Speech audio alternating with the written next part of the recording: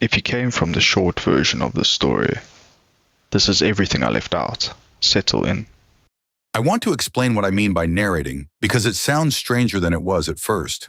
The practice came from a handful of studies on affect labeling. The idea that naming an emotion, I feel anxious, I notice frustration, reduces activity in the amygdala, and gives the prefrontal cortex a handhold. Therapists use it. Meditators use a version of it. I wanted to take it further, to see what happened if I made it continuous, spoken aloud, third person, observational. So I would walk to the kitchen and say quietly, "He opens the refrigerator. He stares at the leftovers. He is choosing not to choose." Sentences like that.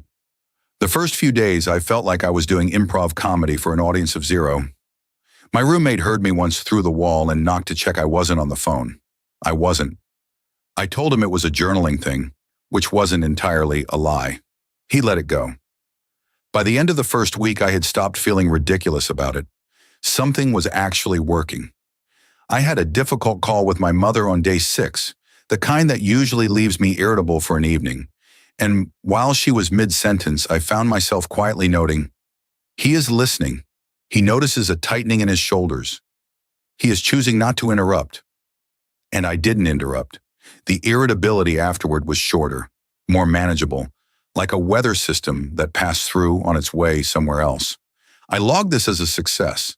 I started getting enthusiastic about the methodology. Around day 12, I began noticing a secondary effect I hadn't anticipated. When I was narrating, I was also by necessity observing. An observation has a geometry to it. You can't fully occupy the center of an experience and simultaneously describe it from the outside. Those are two different spatial positions. I'd read about this in the context of self-distancing, the psychological technique where you refer to yourself by name or in third person to create emotional buffer. Researchers like Ethan Kross have documented real cognitive benefits. What the literature didn't prepare me for was what happens when the buffer becomes load-bearing. Day 18. I was at a friend's birthday dinner, 8 people around a long table, good food, low lighting. Someone told a story that should have been funny, the kind of funny that catches you off guard and makes you laugh before you know you're laughing. I noticed that I had produced a smile and that my shoulders were shaking slightly. I heard myself think, he is laughing. He seems to be enjoying this. And underneath that narration, I was hunting for the laughter itself, the feeling, and I couldn't quite reach it. Like I had moved the furniture around in a room and then couldn't find the room. I wrote that exact sentence in my notes that night. Couldn't find the room. I kept going because that's what the experiment required. Day 22, I witnessed a minor car accident 2 blocks from my apartment. Nobody was badly hurt, but one driver was shaking, still gripping the wheel. My first coherent thought was, he approaches the scene, he assesses the situation. I called 911 14 seconds later. 14 seconds is not long, but I had timed it. I was narrating the moment I decided to call instead of just calling. That's when I wrote in my log that something might be going wrong. Not wrong dramatically, not wrong in a way I could explain to anyone without sounding like I was being precious, but wrong in the sense that a thermostat is wrong when it measures the temperature accurately but forgets to turn on the heat. The final week I experimented with stopping, going silent for an afternoon. What I found was that the silence didn't give me the feelings back. It just removed the commentary. The delay, that half-second gap between experience and response, was still there.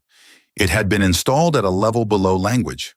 I would stub my toe and wait, almost patiently, for the pain to become an event I could relate to rather than an event I was having. My girlfriend noticed before I told her. She said I seemed very calm in a tone that didn't mean it as a compliment. She said it felt like talking to someone who was thinking about what to say a moment before they said it. She wasn't wrong. What I hadn't considered was that emotions don't wait for you to observe them. They metabolize while you're watching. By day 30, I understood intellectually that I had developed a habit of processing experience as content, and I understood that this had costs, but the understanding itself arrived with that same half-beat delay. Even my concern about the experiment felt narrated rather than felt. I ended it officially on day 30. I haven't fully ended it.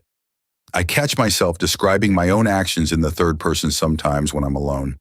Not deliberately, just as a kind of ambient habit, the way you hum a song without knowing you started. I've been reading about depersonalization, not the clinical disorder, just the phenomenology, the way humans can sometimes step outside the felt sense of being a self.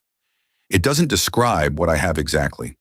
What I have feels more chosen than that, more trained, which is almost the more unsettling version. I trained a part of my mind to stand outside the rest of me, and it's very good at its job now. It doesn't always clock out. What I genuinely don't know yet is whether this is a side effect I can reverse or whether I've simply rearranged how I process being a person. My notes from the experiment are detailed, clear, probably the best observational writing I've ever done. I haven't read them again. I'm not sure I want to know how accurate they are. If this landed somewhere you recognize, I'd want to hear what you call it. There's a part of this I haven't figured out how to talk about yet. There's one I posted last week that pairs with this. It's in the description if you want it. Otherwise, see you Wednesday.